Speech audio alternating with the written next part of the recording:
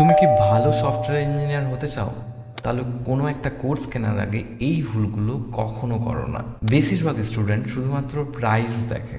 Like আমি যদি কোনো একটা প্ল্যাটফর্ম থেকে অন্য কোনো একটা প্ল্যাটফর্মে কম পয়সায় কোর্সেস পাই, তাহলে আমি মনে করি ওটা খুব ভালো, বা আমি নিয়ে নিই, বা আমি নিজেকে প্রচুর পরিমাণে স্মার্ট মনে করি।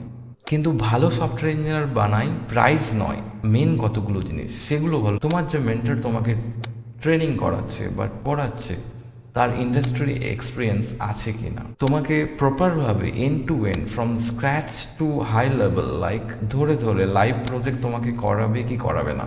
কোনো জায়গায় যদি ডাউট হয়, সেখানে তোমাকে প্রপারভাবে ডাউট তোমার সলভ করবে কি করবে না। ইন্টারভিউতে যেসব জিনিসগুলো লাগে বা ইন্টারভিউর প্রিপারেশনের জন্য যেসব কন্টেন্টগুলো লাগে, সেগুলো তোমাকে সেইভাবে তোমাকে গাইড করবে কি করবে না। সফটওয়্যার ইঞ্জিনিয়ারিংয়ের রোড ম্যাপ কী হবে তাতে তোমাকে ঠিকঠাকভাবে গাইড করছে কি।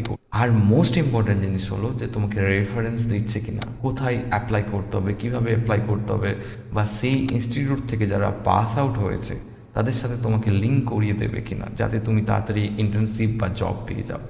এটা কিন্তু মাথায় রাখতে হবে। চিপ কোর্স তোমাকে কিন্তু শুধুমাত্র কন্টেন্ট দেবে, কিন্তু তোমার একটা রাইট কোর্স তোমার কেরিয়ার করে দেবে।